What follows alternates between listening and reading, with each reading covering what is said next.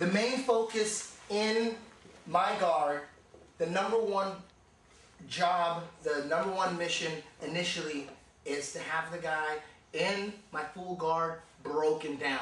This needs a lot of work. This is just one piece of the puzzle that needs to be polished, needs a lot of work, just like a takedown, just like a guard pass. You have to break the guy down, control him. If you cannot control his posture, if you cannot break him down, if you cannot keep him down, if he keeps posturing up, you have nothing.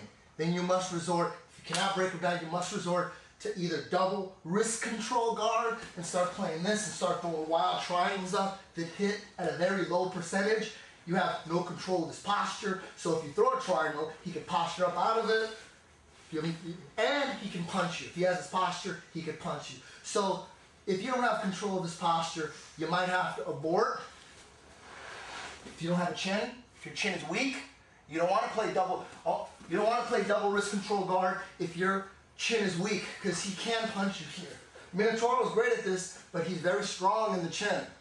Me, weak. If I ever did MMA, I would never play this because my jaw would break. So I would sit up and clinch. My whole game is about clinching and holding and keeping them down. Never any space. Bringing them up, controlling them. This is the best way to control a guy.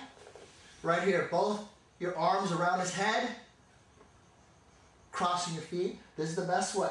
Hold them, squeeze them, do make a choke. But unfortunately, you can't move from here. So that's why I started working off mission control.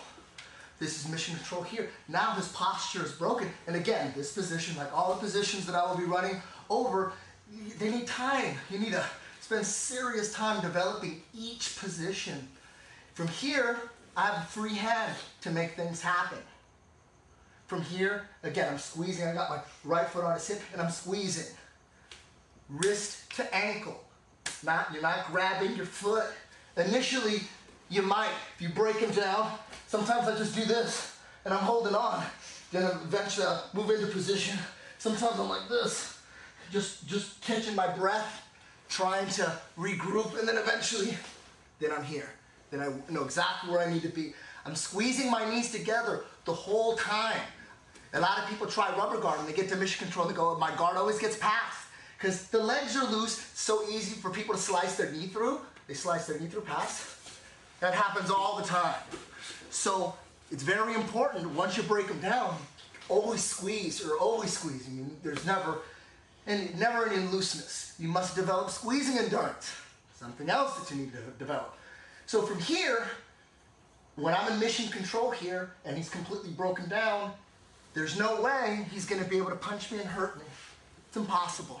The only way he can hurt me is if he postures up and then we're playing this again.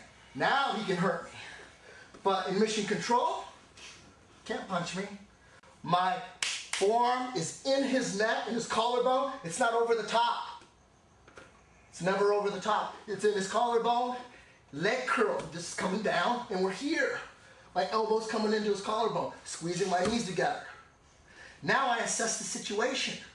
In no-gi grappling without punches, you can't hit. So you have to, the first thing I always do from here in mission control is to assess the situation, and I would like to catch his hand on the mat. If his hand is already on the mat, I'm going to keep it there.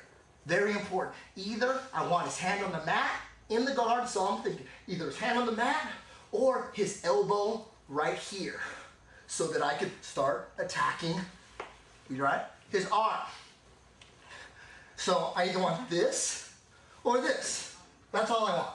So in mission control, if I could force his hand to the mat, I do the zombie. This is what I always go to first.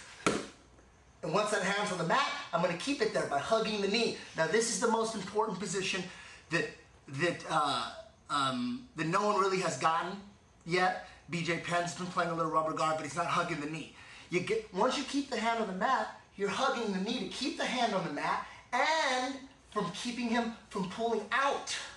Because the next step from here, now that I have the hand on the mat, and what does the hand on the mat mean? It means that I have an opportunity to get to the Jew claw here, right here, where he can't punch me, he can't do shit to me. This is where I want to be. And you want to be here as fast as you can. That's one option. You can get to the invisible collar as fast as you can. That's another option, but that could lead to this too. But this is where I want to be. Holding him tight to me. I'm doing lockdown here. I'm pinching my knees together. That's where I want to be. But so, once the hand's on the mat here, we can get to the Jew claw.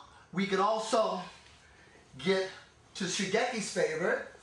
We could just finish the fight here with a gogo plata, loco plata, or use all these setups to trick him into falling into a triangle.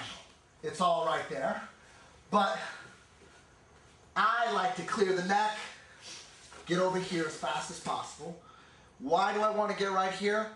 If I can get right here and master his escape, you could sit up and finish him off all together right here. But that's low percentage.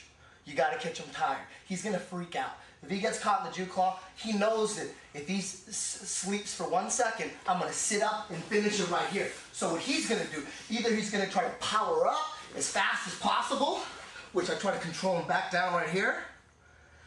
And from here, he's going to roll. His only way out. He's going to roll. And if I let him roll, and he's going to roll and then get up on top of me, now we're back in the guard again. Now I got to start all over, which is going to happen a lot.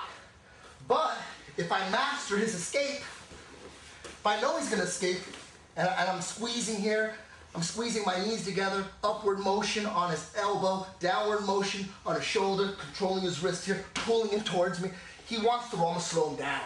Slow him down, let my legs out wide. Then I palm strike his hip. I'm inside control. I just swept him with the guard pass included. That's one of the most common paths I take all the time. You must master that. You must master his escape. That's a legit escape. Very legit escape. If I'm here and I'm not controlling his body, and if I'm just sitting here and he rolls as fast as he can, he's going to get on top. He rolls as fast as he can when he's on top. That's a legit escape. People escape that way all the time. But if I'm here and I master this position, put a lot of time into it, control his wrist, I'm pulling on his hip, I'm not doing this. I'm not doing this. With the gi, you could do this because you could have your legs open because all you have to do is grab his sleeve here and control right here. That's how the omoplatas work with the gi. But without gi, they don't work like that. You gotta squeeze. I'm pinching his elbow. I'm forcing his shoulder to the mat. I'm forcing him to roll. He tries to roll. I slow him down. Now get him out of the way. Now we're here. I can finish him here. I can finish a little Dean Lister action there. Or set him up. We're already in twister side control. Got the twister here. And then, now we're here. That all came from having that hand on the mat. That hand on the mat. So we're here in the guard. This is just one path, the most important path. Breaking him down, getting the mission control as fast as you can. Forcing that hand to the mat, hugging that knee. From here, once that hand's on the mat, we need to clear the neck. We need to let go of the wrist, the ankle, clear the neck, rehook the ankle. I can go right to the Jew claw here, force him to roll, and then we're here.